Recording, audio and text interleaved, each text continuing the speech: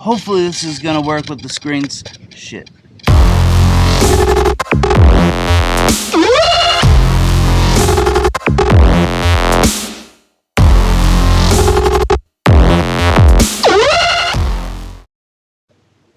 And just like that, we're back. I hit that dang button again. It's so small but sensitive. And move this stuff out the way. Why I did want to bring you guys out today is because I wanted to test a new camera out on a new car. No, I'm just kidding. We got something here. I'm sure you guys have seen it.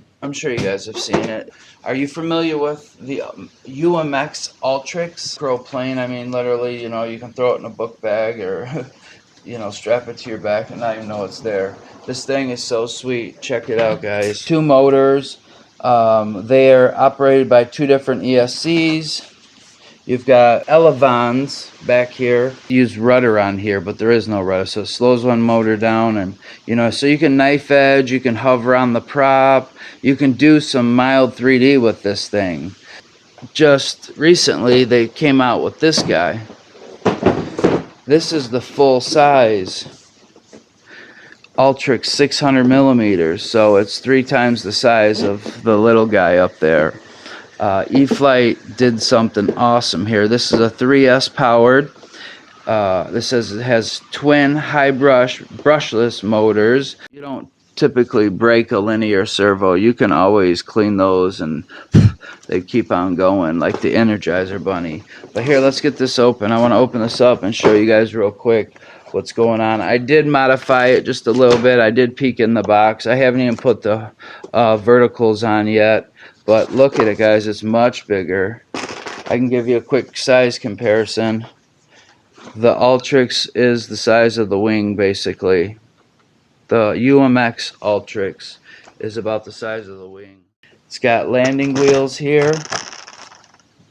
On this one here, it just had foam that you skid down on. You know, you just skid down on your foam. Hey guys, pro tip real quick. In the manual, it doesn't say to glue. If you glue them, they will not pop out.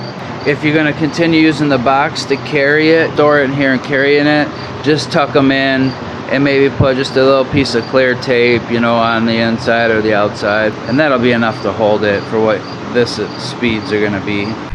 Alright guys, we got the Horizon Hobby Ultrix. We are going to bind that to our DX9, so we turn the DX9 on, select the model, select, I want to make sure I had throttle cut on, boom, and we'll get that balance right, slick it all the way up. Alright, we got it on the model. Well, let's go ahead and plug this bad boy in.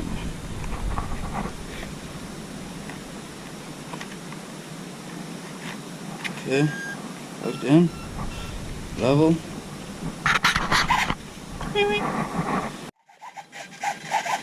Up, down, left, right. We're still good. Got my Velcro on there for the camera. You guys post down below. We put the camera up more often. This thing's got tons of power. All right, full throw.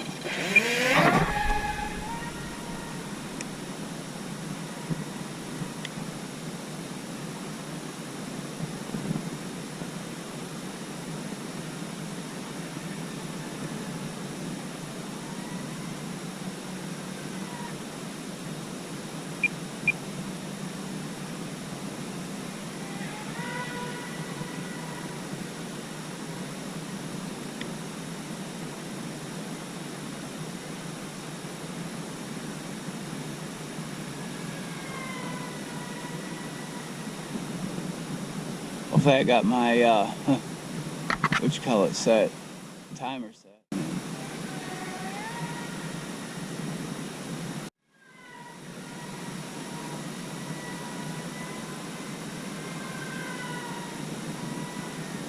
Alright, so I feel like it's tipping just a little bit to the right.